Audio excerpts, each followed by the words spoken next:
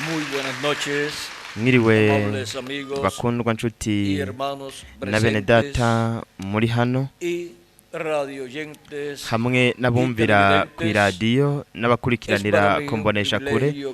Kuri jewe n'ihigwe ridasanzwe kubana namwe muri uno mwanya kugira ngo nsangire namwe umwanya wo kuyaga ku mugambi w'Imana uhwanye n'iki gihe c'iherezo. Arico gituma nshaka gusoma mu butumwa bwiza bwa Yohana igice ca 6 umurongo wa 30 umurongo wa 37 ukabandanya aho Yesu Kristo atubwira ati ico data ma cose kiranshikira kandi uwoza kuri jewe sinomuhinda na gatoya kuko ntakuwe mw'ijuru no gukora ivyo nigombera ariko nazanywe no gukora ivyo wantumye agomba.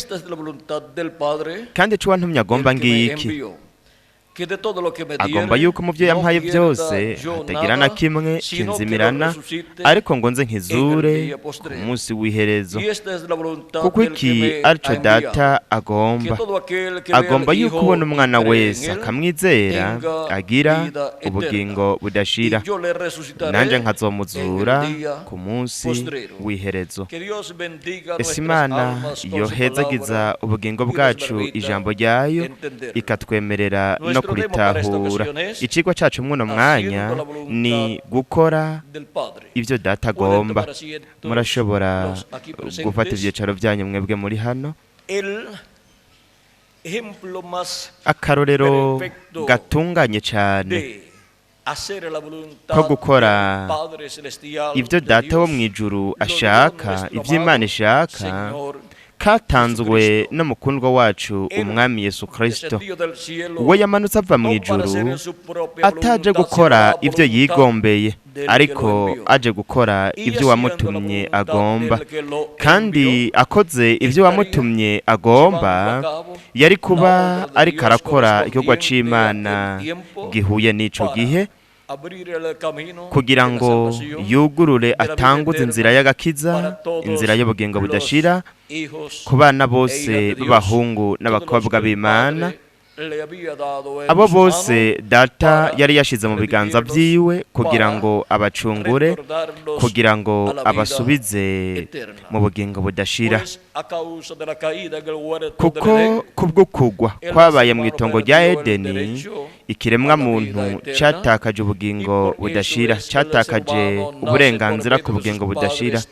Ico gituma umuntu avyagwa n'abavyeyi biwe ngaha kw'isi, akamara igihe ngaha kw'isi, akura akaronka ubumenyi bwo kw'isi yize, nuko agakora, nuko akabaho ubuzima bwo kurya, kuryama no gukora, nuko ku iherezo ry'iminsi yiwe agapfa. Rero mbega ibikorwa vyiwe vyo kw'isi bizomugendekera gute ku muntu yabayeho ngaha kw'isi? Umuntu ntamenya uko vyamugendekeye ndetse n'ubuzima bwiwe bwo kw'isi n'ibikorwa vyiwe vyo kw'isi, ariko biciye muri Yesu Kristo akora ivyo data agomba, turabona yuko we yatanguje inzira y'ubugingo budashira kugira ngo abantu bahuzwe banwane n'Imana, nuko basubizwe mu bugingo budashira.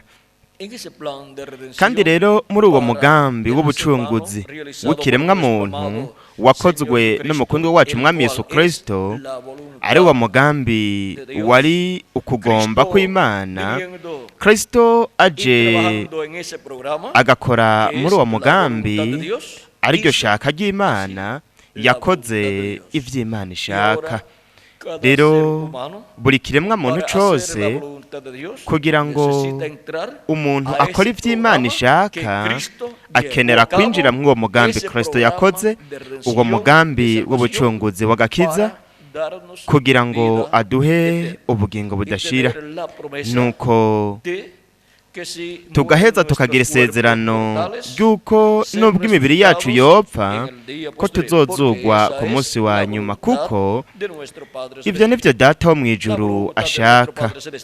Ibyo data wo mu ijuru ashaka ni uko Yesu Kristo iyo ari kuza ku isi agapfa ku musaraba i Karuvariyo, nuko bityo agakora igikorwa c'Imana c'ubucunguzi kugira ngo bityo aduhe ubugingo budashira. Natwe rero kugira ngo dukore ibyo ashaka, ibyo agomba, dukeneye kwakira, kwizera n'ubugingo bwacu bwose uwo mugambi w'Imana, nuko tukawinjiramwo. Baramubajije Kristo igihe kimwe bati, mbega twogira gute ngo dukore ibikorwa by'Imana? Nuko Kristo nawe arabishura ati, igikorwa c'Imana nuko mwizera uwo yatumye. Rero murabe ingene buri kiremwa muntu cose, buri kiremwa muntu kiza ngaha ku mubumbe w'isi gihamagarirwa gukora igikorwa c'Imana, igikorwa ca Data wo mw'ijuru, igikorwa c'uwamutumye kuba kuri uno mubumbe w'isi. Birababaje cane ku muntu uwo ari we wese kuza kuri uno mubumbe w'isi akabaho igihe runaka ngaha ku isi adahujwe n'ubugingo budashira, ngo ahuzwe na Yesu Kristo umucunguzi wacu, nuko ngo amwakire nk'umucunguzi wacu, yozwe ibyaha vyo mu maraso ya Kristo, aronke mpwemu yera, bityo aronke ukuvuka bwa kabiri, yinjire bityo mu bwami bw'Imana. Wewe kuvyo woshobora ntabwo woshobora kwishoboza kuronka ubugingo budashira.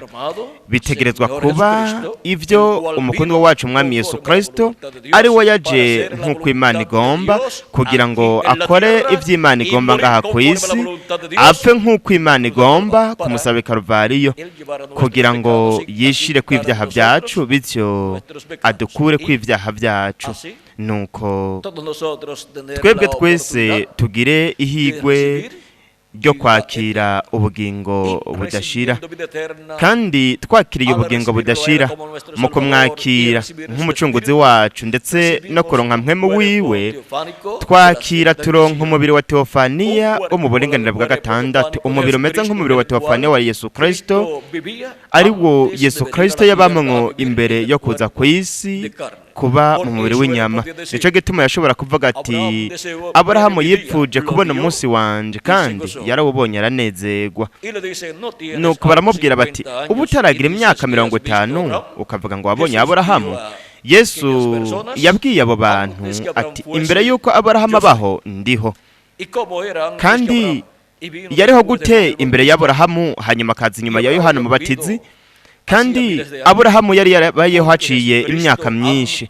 Nuko Yesu Kristo imbere yo kuba mu mubiri w'inyama yari ari mu mubiri wa Teofaniya wo mu buringanire bwa gatandatu, ari nawo mubiri yiyerekeyemwo Aburahamu nka Melikisedeki, ndetse kandi yaramwiyeretse nka Elohimu, asangira na Aburahamu igihe yamwiyereka nka Elohimu umunsi umwe imbere yo gusamburwa kwa Sodomu na Gomora.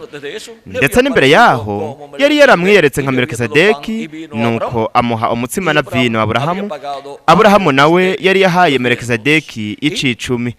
Kandi mwitegereze, Melikisedeki umwami wa Yerusalemu hamwe n'umuherezi w'Imana isumba byose mu ngoro iri mw'ijuru, murabe ingene yahezagiye Aburahamu, kuko umugisha w'umuherezi mukuru wo mu ngoro iri mw'ijuru urahambaye cane kugeza ubwo utagira inzitizi. Kandi uwo ni wo mugisha wa Yesu Kristo, umuherezi mukuru wo mu ngoro iri mw'ijuru, niwe Melikisedeki umwe yiyereka Aburahamu mu isezerano rya kera, kandi nawe intumwa Pawulo mu gwete rw'Abaheburayo igice c'indwi niwe avuga nk'umuherezi w'Imana isumba byose, atagira se, atagira nyina, atagira itanguriro ry'iminsi. Kandi ubu yoshobora kuba nde? N'Imana yonyene, itagira se, itagira nyina, itagira n'itanguro ry'iminsi, itagira n'iherezo ry'iminsi. Rero mwitegereze namwe, Imana yari iri mu mubiri wayo wa Teofaniya witwa jambo, witwa kandi marayika w'uhoraho canke marayika w'isezerano. Kandi jambo yahoranye n'Imana kandi akaba Imana, akarema ibintu byose. Ni ukuvuga ngo Imana mu mubiri wayo wa teofaniya, umubiri usa n'umubiri wacu ariko mu buringanire bwa gatandatu. Imana rero iri mu mubiri wayo wa teofaniya yaremye ijuru n'isi. Ubwa mbere na mbere Imana yaremye ijuru n'isi, niko bivuga mu itanguriro ry'igice ca mbere umurongo wa mbere. Rero turafise amakuru meza ko umwe yarema ijuru n'isi ari umuntu wo mu burenganire bwa gatandatu yitwa marayika w'uhoraho canke marayika w'isezerano, ari jambo. Jambo yahoranye n'Imana akaba Imana, akarema ibintu byose, hanyuma yambaye umubiri aba hagati muri twebwe, amenyekana ku izina rya Yesu. Uwo niwe jambo yigize umubiri. Uwo niwe Melikisedeki, umwe yereka Aburahamu, na Elohimu, umwe yereka Aburahamu. Kandi uwo niwe yaremye ijuru n'isi. Ico gituma hanyuma ari ngaha ku isi yabwira imipfundo, imiyaga hamwe n'ikiyaga, nuko bigaceceka. Ndetse kandi yabwira ivyaremwe, amafi hamwe n'imitsima, nuko bikigwiza kubw'ijambo rya Kristo, kuko niwe muremyi w'ijuru hamwe n'isi ndetse n'ibirimwo byose. Rero murabe ingene kandi yagendeye ku mazi, ku kiyaga, ndetse n'ibindi dushobora kubona ingene Yesu Kristo yavuga agategeka, nuko byose bikamwumvira. Rero dushobora kubona ko atari wundi uretse jambo yahoranye n'Imana akaba Imana, ariko yigira umubiri yihindura umuntu kugira ngo akore igikorwa kidasanzwe ngaha ku isi. Murabe Kristo ubwiwe yaravuze ko yaje ataje gukora ibyo yigombeye, ariko aje gukora ibyo wamutumye agomba, kuko ntakuwe mu ijuru no gukora ibyo nigombeye, ariko nazanwe no gukora ibyo wantumye agomba. Kuko iki arico data agomba, kuko icyo wantumye agomba ngiki, agomba yuko mu byampaye byose atagira na kimwe kinzimirana, ariko ngoze nkizure ku munsi w'iherezo. Kuko iki arico data agomba yuko ubona umwana wese akamwizera agira ubugingo budashira, nanje nkazomuzura ku munsi w'iherezo. Aha turafise anamajambo avuzwe na Kristo, amajambo ajanye n'impamvu yo kuza kuyo kwa mbere. Yaje ataje gukora ivyo yigombeye, ariko azanwe no gukora ivyo datagomba kugira ngo aduhe ubugingo budashira. Rero murabe ingene kandi mu gice c'icumi mu Baheburayo, murabe ingene atubwira ikintu cingira akamaro cane ngaha. Intumwa mutagatifu Pawulo mu gice c'icumi, Pawulo mutagatifu aratubwira amajambo akurikira. Ku murongo w'indwi aravuga ati, mperako ndavuga ntehe ndaje kugira ngo nkore ibyo ugomba, nk'uko biri mu muzingo w'igitabo niko byanditswe kuri jewe. Kubera ko yaje no kugira ngo akore ibyo data agomba, kugira ngo akore ibyo wamutumye agomba. Iyo niyo mpamvu yo kuza kwa mbere kwa Kristo, kugira ngo bityo umwe wese muri mwebwe hamwe nanje tugire ubugingo budashira. Mu Baheburayo igice ca mbere naho nyene haratubwira ikintu cingira akamaro cane. Mu gice ca mbere haratubwira ko yaje kubw'impamvu, kubw'ihangiro ry'Imana. Mu gice ca mbere umurongo wa kane ukabandanya haravuga hati, uwo kuko ari gukayangana k'ubwiza bwayo n'ishusho ya kameremere kayo, kandi ashigikiza byose ijambo ry'ubushobozi bwiwe, ahejeje gushiraho umwuhagiro w'ibyaha, avyagira uburyo bw'icubahiro c'ubwami bwo mw'ijuru, amaze kuba uhambaye kurusha abamarayika, nk'uko izina yarazwe rirengeye ayabo. ninde mu bamarayika yigeze kubarira iti urubura bwanje uyu munsi ndakubyaye kandi iti nzoba se nawe azoba umwana wanje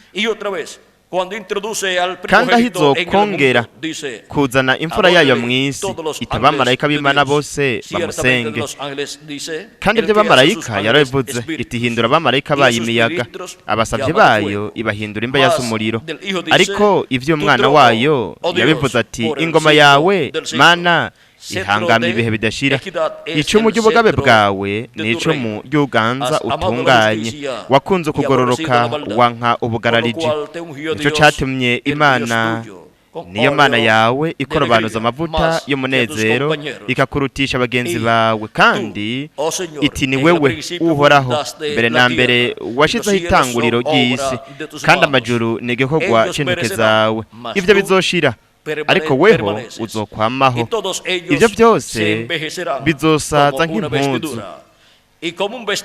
kandi uzobizinga nk'umutamana bikuranwe n'ibindi nk'uko impuzu zikuranywa ariko weho uruko wamye imyaka yo kubaho kwawe ntizoshira ariko ninde wo bamarayika yigeze kubarira ati icare buryo bwanje ushitse aho nzohindurira abansi bawe indaba yo munsi y'ibirenge vyawe mbega abamarayika bose se mpwemu ziyikorera zitumwa gukora igikorwa ku bazoragwa agakiza rero murabe ingene avuga ku mwana Yesu Kristo n'ingene avuga ku bamarayika bamarayika ni mpwemu ziyikorera zikora ijambo ry'Imana zizana ijambo ry'Imana ryo mu buringanire bwa gatandatu mwijuru zikarizanira abande abazoragwa agakiza no kuvuga ngo kwishengero ry'umwami Yesu Kristo rero tuje mu gice cya kabiri mu baheburayo umurongo w'icenda ukabandanya naho nyene haratubwira haravuga ati ariko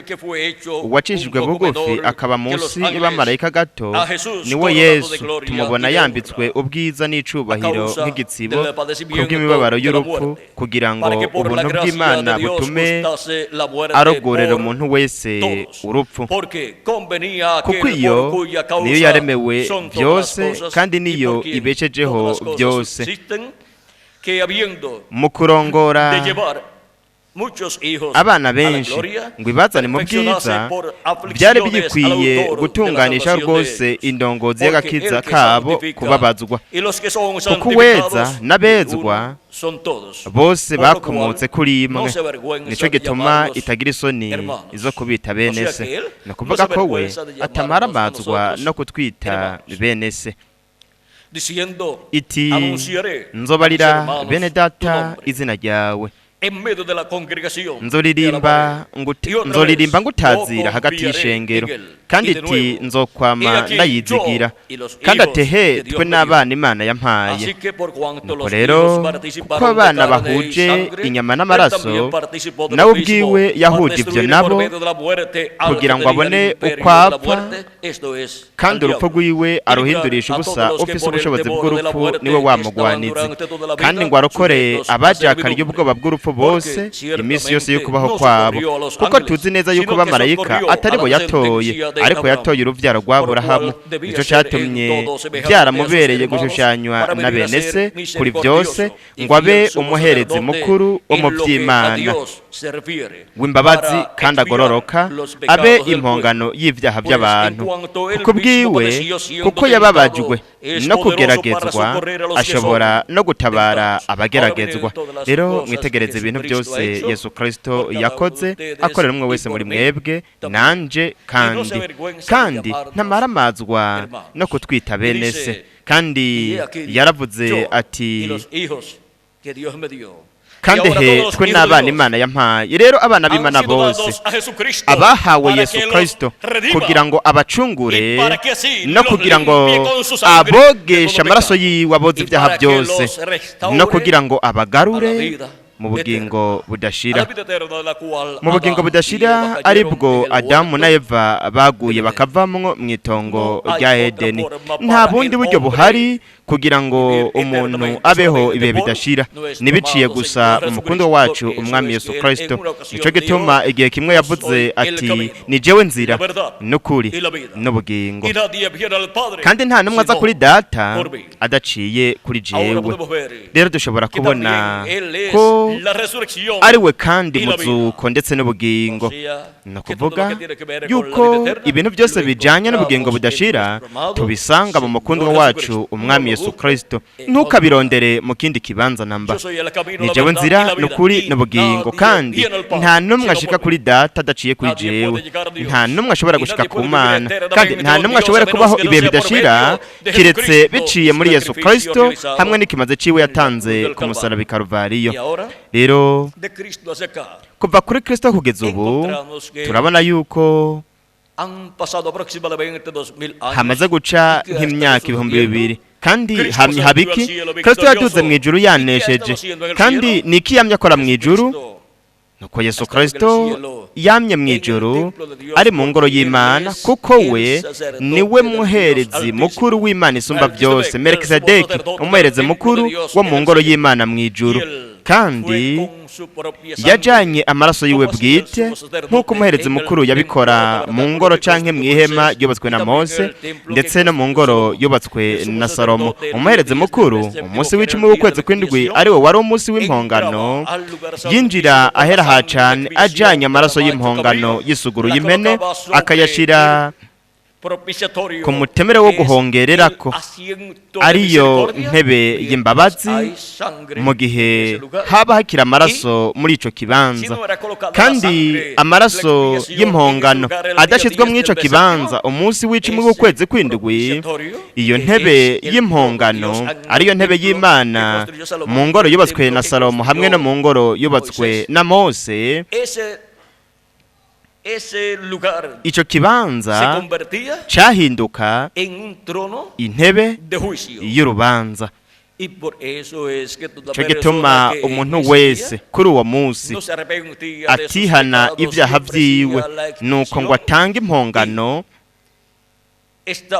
hanyuma abe ariko yaturira ivyaha vyiwe Imana, nuko umutima wiwe ushingiye ku gikorwa umuherezi mukuru yaba ariko arakora kuri uwo munsi, uwo muntu ntabwo yaguma anwanye n'Imana kuri uwo munsi. Kubw'ivyo rero yagira umwaka w'ibihano vy'Imana kuri we.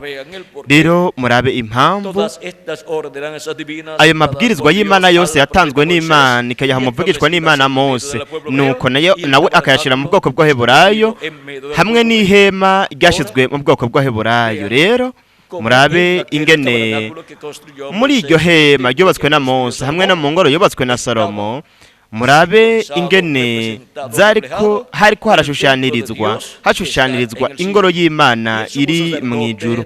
Kandi umuherezi mukuru wo muri iyo ngoro yo ku isi yashushanya umuherezi mukuru wo mu ngoro iri mu ijuru. Umuherezi mukuru wo mu ngoro iri mu ijuru ni umukundwa wacu umwami Yesu Kristo, niwe Melkisedeki wo mu isezerano rya kera, umwami w'i Yerusalemu, ndetse kandi n'umuherezi w'Imana isumba byose wo mu ngoro iri mu ijuru. Nico gituma igihe yaza mu myaka 2000 heze, ntabwo yaje nk'umuherezi wo mu ruvyaro rwa Aroni, ntiyaje nk'ukomoka muri Lewi, kuko we ntabwo ari umuherezi wo mu ngoro yo ku isi hamwe n'uruvyaro rwo ku isi rwa Aroni. We n'umuherezi mukuru wo mu ngoro iri mu ijuru. Nico gituma ikimazi ca Kristo hamwe n'amaraso yiwe bitashobora gushigwa mu ngoro yo ku isi, ariko byategerezwa kujanwa. Ikimazi ciwe hamwe n'amaraso yiwe byategerezwa kujanwa mu ngoro iri mu ijuru, nuko amaraso ya Kristo agashigwa na Melkisedeki, umuherezi wo mu ngoro iri mu ijuru ari we Yesu Kristo. Ayo maraso akayashira ku mutemere wo guhongererako, umutemere wo mu ngoro iri mu ijuru hariya ahera ha cane. Rero murabe ingene isanduku y'isezerano hamwe n'umutemere wo guhongererako ari wo mupfundikizo w'isanduku y'isezerano, ivyo byose byari biri mu ngoro canke mu ihema ryubatswe na Mose hamwe n'iryo Salomo yubatse. Ivyo byose byashushanya ibiri hariya mu ijuru. Rero ingoro y'ukuri y'Imana yo mu ijuru yakiriye Yesu Kristo umuherezi mukuru ajanye amaraso y'impongano, kandi yayashize ku mutemere wo guhongererako ku ntebe y'ubwami y'Imana, kandi yamye yingingira abantu, avuganira abo bose amazina yabo yanditswe mu ijuru mu gitabo cy'ubugingo cy'umwagazi w'intama, uhereye mu minsi y'igihe yinjira mu ijuru kugeza muri iki gihe cy'iherezo. Kandi n'ubu aracari hariya atwingingira tuvuganira kugeza hinjira wa nyuma mu bafise amazina yabo yanditswe mu gitabo cy'ubugingo cy'umwagazi w'intama, nk'uko umuherezi mukuru yabikora ku munsi w'icumi w'ukwezi kw'indwi. Yaguma yinjira ahera ha cane mu bikorwa byose byo kuri uwo munsi w'impongano. Nivyo nyene Kristo yamye akora, uva mu ntambuko uja mu yindi, uva no mu gihe uja mu kindi, kugeza kuri uno munsi wa nyuma. Ariko igihe hazokwinjira uwa nyuma baterejwe n'Imana akinjira mu mugambi w'Imana, nuko akinjira mu gikorwa c'ubucunguzi ari vy'Imana ishaka, arico catumye Kristo aza kugira ngo akore ivy'Imana ishaka, atanga impongano. Natwe rero twinjira mu ishaka ry'Imana, twinjiye mu mugambi w'ubucunguzi, aho twakira Kristo nk'umucunguzi wacu, tukozwe ibyaha byacu mu maraso ya Kristo, tukaronka mpwemu yera, bityo tukava ku bwa kabiri. Kuko utavuka ubwa kabiri, utavyagwa na mpwemu, ntashobora kwinjira mu bwami bw'Imana. Niko Kristo yabwiye Nikodemu mu gice ca 3 umurongo wa 1 kugeza ku wa 6 muri Yohana mutagatifu, umutumwa bwiza bwa Yohana. Rero mwitegereze Yesu Kristo umucunguzi wacu yamye ari mu ijuru, ariko mpwemu yera yamye ari ku isi mu ishengero ry'uhereye ku munsi wa Pantekoti, akora ukuvuka bwa kabiri mu mamiliyoni y'ibiremwa abantu bizeye Yesu Kristo nk'umucunguzi wabo, bakozwe ibyaha byabo mu maraso ya Kristo. Kandi mpwemu wa Kristo yaje kuri abo bantu, nuko akora muri bo kuvuka bwa kabiri.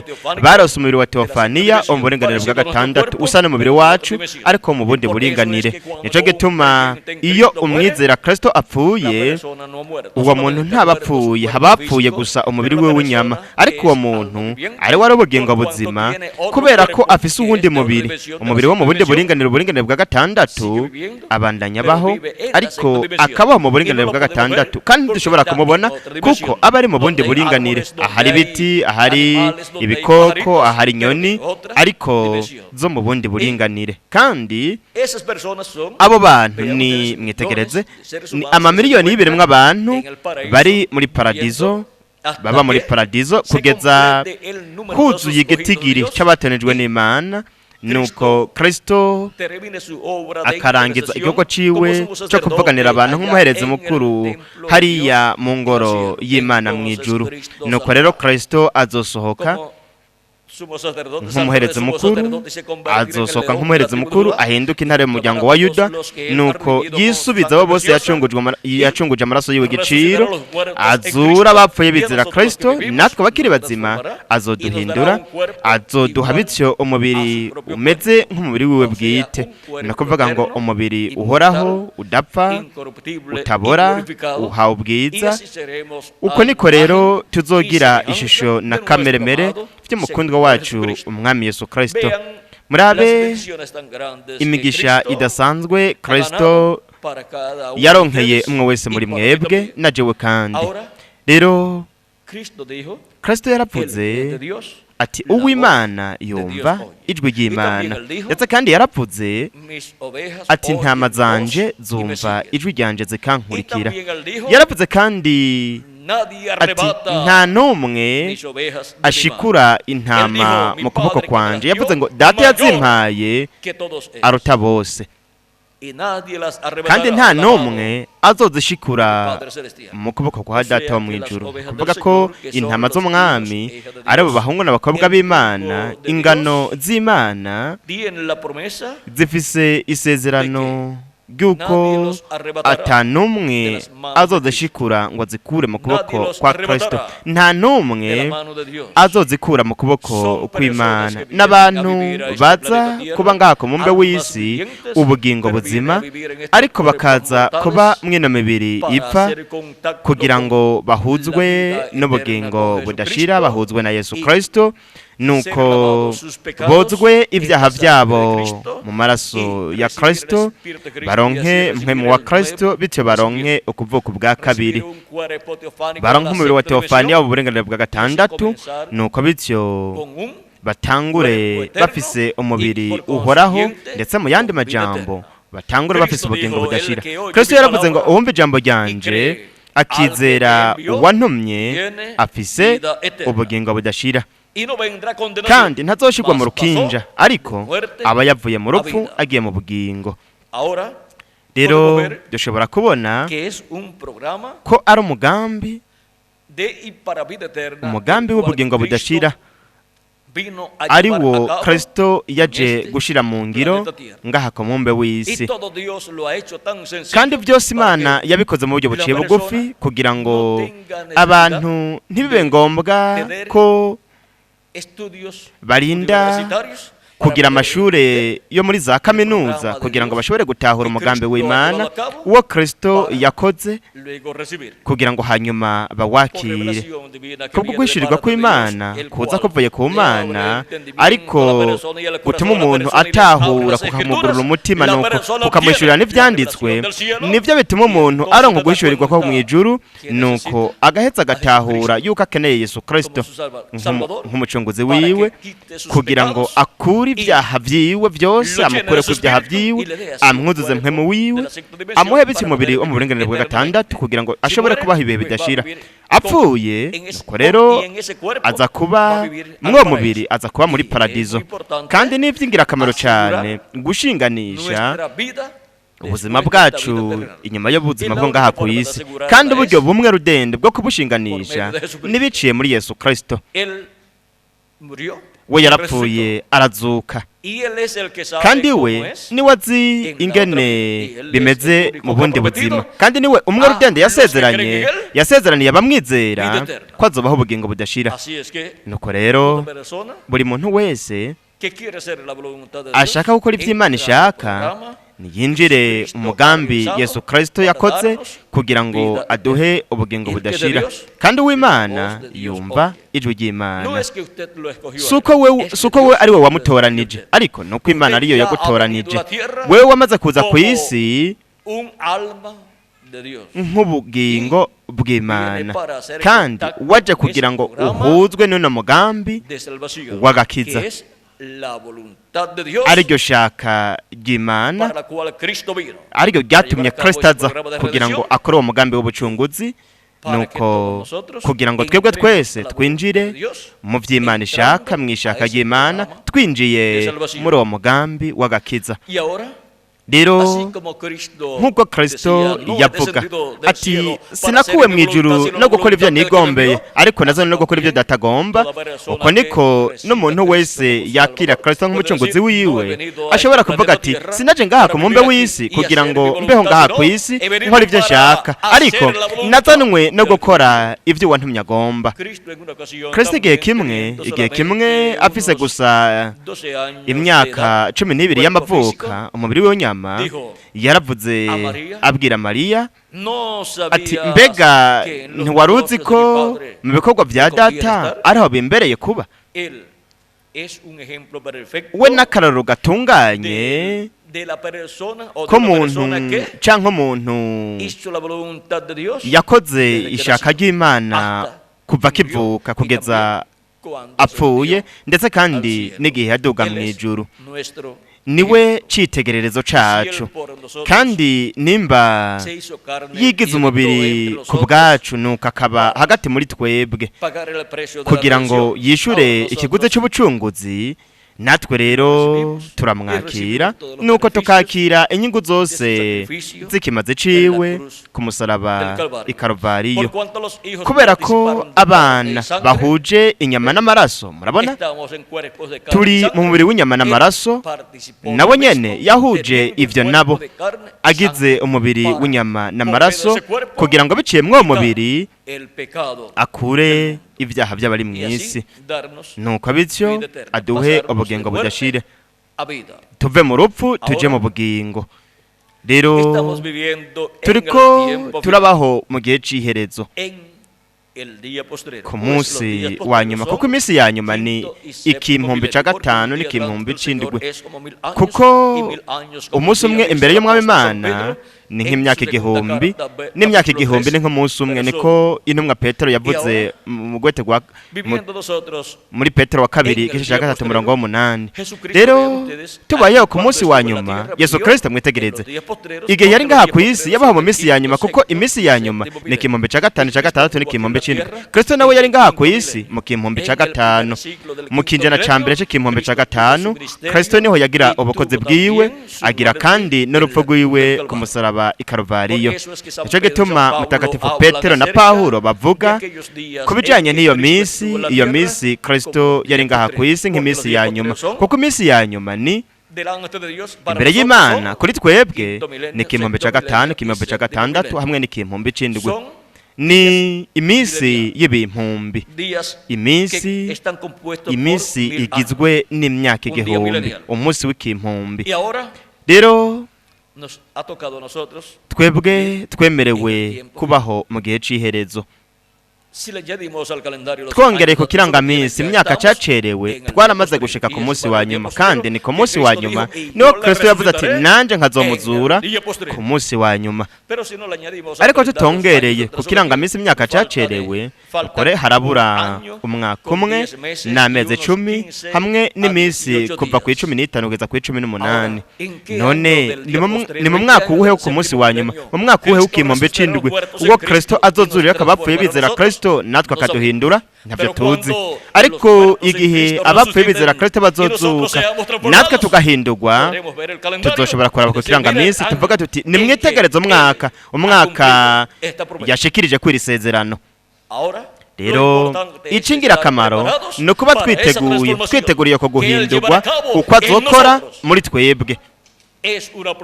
Nesezerano ry'umukunzi wacu Mwami Yesu Kristo, aricyo camuzanye mu kuza kwiwe kwa mbere kugira ngo akore ico gikorwa. Ico gikorwa cari gikenewe kugira ngo ahe ubugingo budashira ikiremwa muntu, no kugira ngo ku munsi wa nyuma hanyuma azomuhe umubiri uhoraho uhawe ubwiza umeze nk'umubiri w'umukundwa wacu Umwami Yesu Kristo. Kandi nitwagira uwo mubiri mushasha, nukore tuzobona umukundwa wacu Umwami Yesu Kristo. Nico gituma ari ingirakamaro cyane kuba turiko turakora ivyo wadutumye ashaka, ivyo wadutumye kubaho ngaha ku mumbe w'isi, kuba mu mugambi wiwe imisi yose y'ubuzima bwacu, dukorera umukundwa wacu Umwami Yesu Kristo, nuko tugakora mu gikorwa ciwe mu bintu bigenewe bihwanye n'iki gihe cacu, bityo tukaba turiko turakora igikorwa cyo wadutumye kuba ngaha ku mumbe w'isi. Rero turabonye umugambi, integuro y'ubucunguzi yatumye Kristo aza, ariyo nteguro y'ubugombe butunganye bw'Imana. Arico gituma Imana yarungitse Yesu Kristo ku isi. Ntabwo yamutumye kugira ngo abe umuntu ahambaye cyane muri politike, ntabwo yamutumye kugira ngo abe umuntu ahambaye cyane mu byo kwinonora imitsi, ntabwo yamutumye kugira ngo abe umuntu ahambaye cyane mu byo bugenegene, ariko yamutumye kugira ngo akore umugambi w'ubucunguzi n'ubugingo budashira ku bana bose b'abahungu n'abakobwa b'Imana. Yesu Kristo niwe muntu ahambaye cyane yahonyoye ko no mu mbe w'isi. Yesu Kristo ni Adamu wa kabiri afise ubugingo budashira, kandi yarerekanye ko afise ubugingo budashira kuko yapfuye akazuka akaduga mu ijuru. kandi we yaje kugira ngo aduhe ubugingo budashira twebwe twese. Natwe tubayeho muri iki gihe cy'iherezo, ni twebwe ba nyuma tuzoba ku isi twakira ubugingo budashira. Twarashitse mu gihe cy'iherezo, ku munsi wa nyuma mu gihumbi c'indwi, mu gihe twokongera ku kirangamisi imyaka cyacerewe, ariko ntituzi hazobera umuzuko w'abapfuye bizera Kristo hamwe no guhinduka kwa twebwe abakiri bazima. No kuvuga ngo ntituzi umwaka wari wo, ariko twaramaze kumenya ko ari mu gihumbi c'indwi, ari wo munsi wa nyuma. Rero Imana iriko irahamagara yegeranya abatoranijwe bayo nk'uko yavuze, atazatuma abamarayika biwe n'ijwi rirenga ry'inzamba begeranye abatoranijwe. Matayo 24 umurongo wa 31. Ni umwami Yesu Kristo nyene ubwiwe niwe yahanuye ibi bintu. Hanyuma turabona kandi ko muri Matayo 16 umurongo wa 27 kugeza kwa 28 ko atubwira ko umwana w'umuntu azozana n'abamarayika biwe agaheza akagerera umuntu wese bikwiranye n'ivyo yakoze. None abamarayika b'umwana w'umuntu ni bande? Baza bafise ijwi rirenga ry'inzamba, ijwi rirenga ry'inzamba ry'ubutumwa bwiza bw'ubwami bucijya ntino. Ukuza kwa kabiri kwa Kristo nkene y'umuryango wa Yuda nk'umwami w'abami n'uganza abaganza mu gihugu ciwe cyo kwisubiza ivyiwe. Rero abamarayika b'umwana w'umuntu baza hamwe n'ijwi rirenga ry'inzamba y'ubutumwa bwiza bw'ubwami ni imyera ibiri hamwe n'ibitereko kw'amatara bibiri by'izahabu mu byo byashuwe igice cya 11 umurongo wa 3 kabandanya no muri Zekariya igice cya 4. Ubwo nibwo bukozi bwa Mose na Eliya bwisubiyemwo muri iki gihe cy'iherezo, kandi ubwo bukozi butangaza ubutumwa bw'inkuru nziza y'ubwami bucijyanye no kuza kwa kabiri kwa Kristo nkene y'umuryango wa Yuda nk'umwami w'abami n'uganza abaganza mu gihugu ciwe cyo kwisubiza ivyiwe. Kandi mwubwo butumwa abatoranijwe n'Imana bose bazoba bariko barumva ijwi ry'Imana, ijwi rya Yesu Kristo, iyo nzamba ya nyuma canke ijwi rirenga ry'inzamba, ariyo nzamba y'Imana. Ijwi ry'Imana rihamagara ryegeranya abatoranijwe bose muri iki gihe cy'iherezo, kandi nihuzura igitigiri c'abatoranijwe bo ku munsi wa nyuma hazoba huzuye igitigiri c'ishengero ry'umwami Yesu Kristo. Kristo nawe azorangiza igihugu ciwe nk'umuvugizi hariya mw'ijuru mu ngoro, ahari nk'umuhereze mukuru Melkisedeki, avuganira n'amaraso yiwe bwite, avuganira umuhungu wese n'umukobwa w'Imana, kugira ngo bityo anwanishe buri muhungu n'umukobwa w'Imana, abanwanishe n'Imana. Nimuhure nimunwane n'Imana no munsi, niko Pawulo avuga. Kandi ni Yesu Kristo atunwanisha n'Imana biciye mu kimaze ciwe hamwe no kutuvuganira mw'ijuru, atuvuganira n'amaraso yiwe bwite. Rero dushobora kubona impamvu twebwe tubayeho kuri no mubumbe w'isi. Nabwo turi ngaha ku isi kubw'impanuka, ariko turi ngaha kubw'ihangiro, kubw'impamvu y'Imana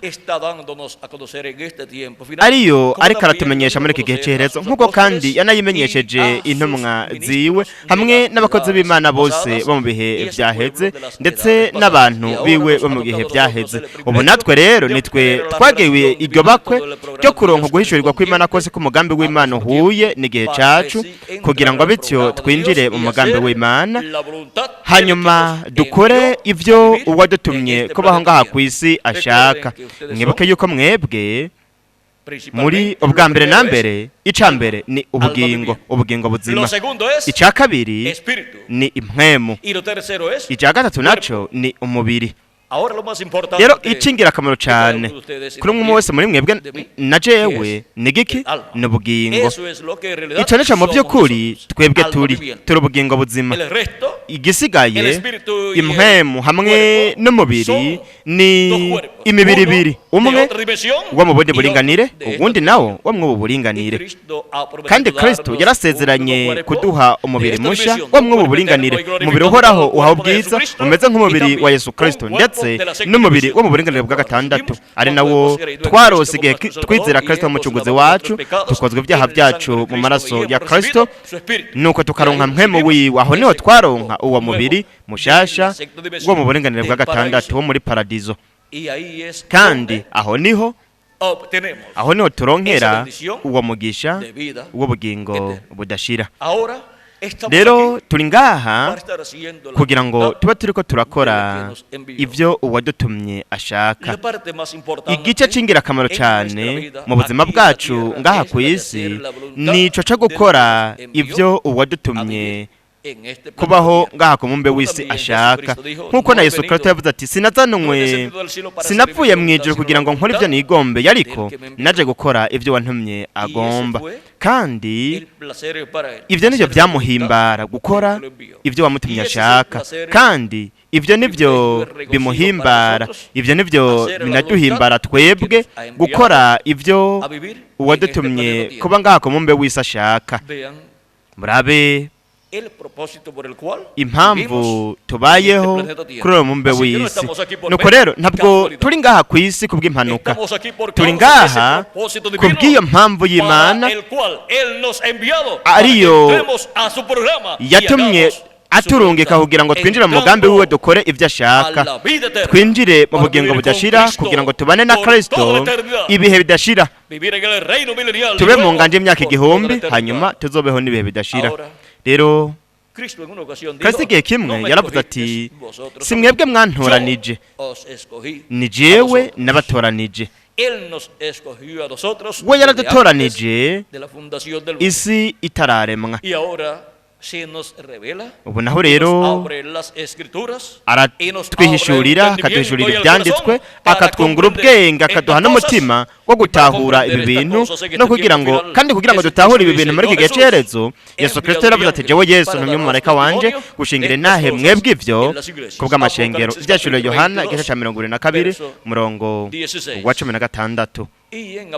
No mu vyashuriwe Yohana igice ca 4 umurongo wa 1 haravuga hamwe n'ijwi rirenga ry'inzamba, yaravuze ati duguze hano ndakwereke ibintu bigiye kubaho hanyuma y'ibi.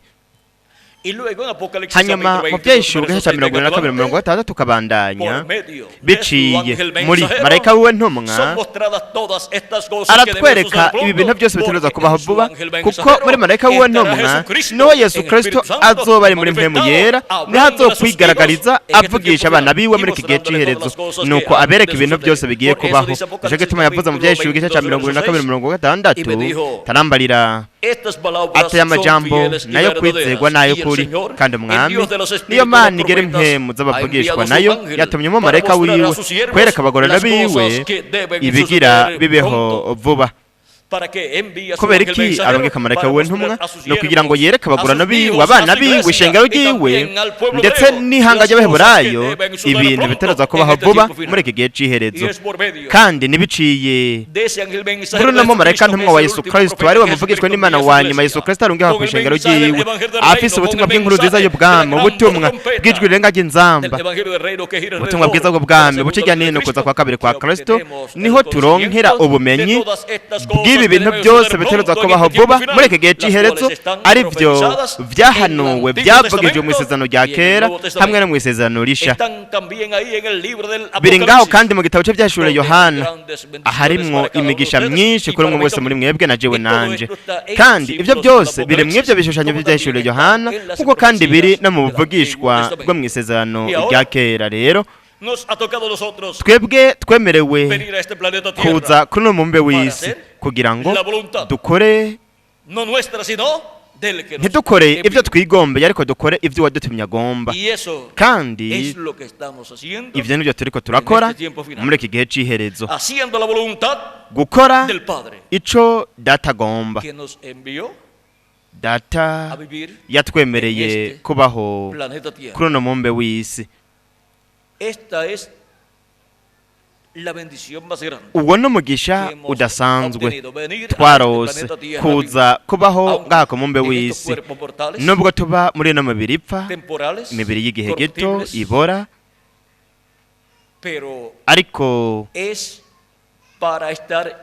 no kugira ngo tube mu mugambi w'ubugingo budashira. Niko karyo kamwe rudende umuntu ashobora guhurizwamwo n'ubugingo budashira. Niko karyo kamwe rudende ako ikiremwa muntu gishobora kuronka kugira ngo kijyaho igiti cy'ubugingo aricyo Kristo, kugira ngo ikiremwa muntu kibeho ibihe bidashira. Yaravuze ngo ni jewe mutsima w'ubugingo w'Imana uva mu ijuru, ndetse kandi yaravuze ngo ujya kuri uwo mutsima azobaho ibihe bidashira.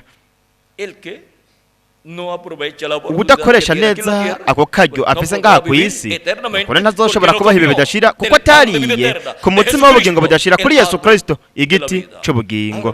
Rero murabe umugisha hamwe n'ihigwe ridasanzwe iryo dufise mu kuba turiko turabaho ngaha ku mumbe w'isi, kandi twarashize ngaha ku mumbe w'isi kugira ngo duhuzwe n'umugambi w'Imana n'ubugingo budashira, nuko dukora ivy'Imana ishaka tubeho ibihe bidashira. Nico gituma turi hano, ukuvuka, kurya no gukura, hamwe no kwiga no gukora no kuryama no kurya no kuja gukora no kugaruka, ivyo byose ni ibintu bisanzwe byo mu buzima.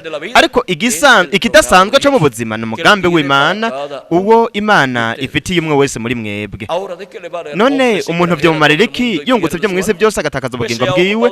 Nuko rero yoba yaritwararitse gusa ibintu bisanzwe byo mu buzima bwo ku isi, ariko akiyobagiza impamvu Imana yamutumye yamurungitse kubaho ngaha ku mumbe w'isi, agaheza agatakaza umugisha w'Imana ari wo w'ubugingo budashira, kandi niwo utuma umuntu aba umutunzi, niwo utungisha umuntu.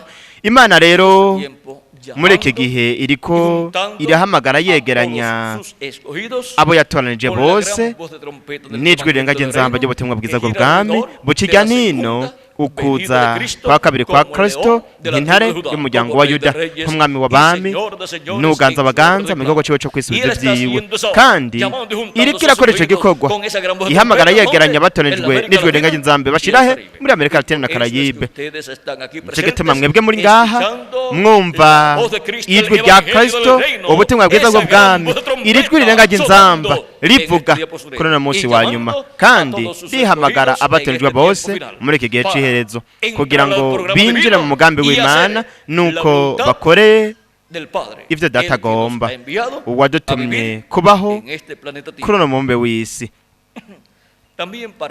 Ndetse kandi nico gituma nanje narungitswe na Yesu Kristo ngaha ku isi kugira ngo mbemwe n'umubiri upfa ubura w'igihe gito, kugira ngo mpuzwe na Yesu Kristo ubugingo budashira, nuko ncungugwe ninjire bityo mu bugingo budashira, nuko mbe ndiko ndakora ivyo wantumye agomba, no kuba ndiko ndabashingira intahe mwebwe, ndabashingira intahe y'ibi bintu byose biteruza kubaho vuba muri iki gihe c'iherezo. Naje ntaje gukora ivyo nshaka, ariko nje gukora ivyo Yesu Kristo yantumye ashaka, no kugira ngo nshinge intahe y'ibintu byose biteruza kubaho vuba muri iki gihe c'iherezo. Namwe mwarungitswe ku mubumbe w'isi atari kugira ngo mukore ivyo mwigombeye, ariko kugira ngo mukore ivyo watumye agomba, kugira ngo mube muriko mwumva ijwi rirenga ry'inzamba ry'ubutumwa bwiza bw'ubwami, mube muriko muranakira muraronka umugisha w'uwo batumye kubaho ngaha ku mubumbe w'isi, ndetse muriko muranategurwa kugira ngo muhindurwe muri iki gihe c'iherezo. Nico gituma ari by'ingirakamaro cyane kuba tuba turiko turakora ivyo uwadutumye agomba. Ishaka ryande rya Data wo mw'ijuru, ishaka rya Yesu Kristo umukundwa wacu umucunguzi. Rero dushobora kuvuga ko turi ngaha ku isi tubayeho muri na misi igoye, ariko turiko turabaho ngaha ku isi dukora ivyo Data agomba. Data yaturungitse kuri uno mumbe w'isi gukora ivyo Data agomba, nk'uko umukundwa wacu umwami Yesu Kristo yabikoze, ari we mwene wacu mukuru. Kandi nk'uko abavukana bakurikiza akarorero ka bene wabo bakuru, natwe dukurikiza akarorero ka mwene wacu mukuru, umukundwa wacu umwami Yesu Kristo, ari we yakoze ivyo Data agomba. Twese natwe rero dukurikiza ako karorero keza ka mwene wacu mukuru, nuko tubandanye tuja imbere dukora ibyo data wo mu ijuru agomba gukora, ibyo data agomba. Nico gituma turi ngaha ku isi twarungitswe na data wo mu ijuru. Kuri jewe ryari ihirwe ridasanzwe bakundwa nshuti bene data muri hano, abumvira ku radio ndetse no kumbonesha kure, kuba ndi kumwe namwe muri iri joro ndabashingira intahe y'ingane twaba turiko turakora ibyo data agomba. Data yaturungitse kuba kuri uno mubumbe w'isi. Yesu imigisha ya Yesu Kristo mucunguzi wacu yoba kuri mwebwe mwese no kuri jewe nanje, kandi se vuba ho kuzura igitigiri c'abatoranijwe n'Imana. Vuba Yesu Kristo azura abapfuye bezera Kristo, aduhindure natwe abakiri bazima, nuko twese tujane mu mazima nayo bwo kumwagazo w'intama mu ijuru muri iki gihe c'iherezo. Mu izina rihoraho ry'umwami Yesu Kristo, amen kandi amen. Yesu Imana yabahezagira mwese mugire ijoro ryiza.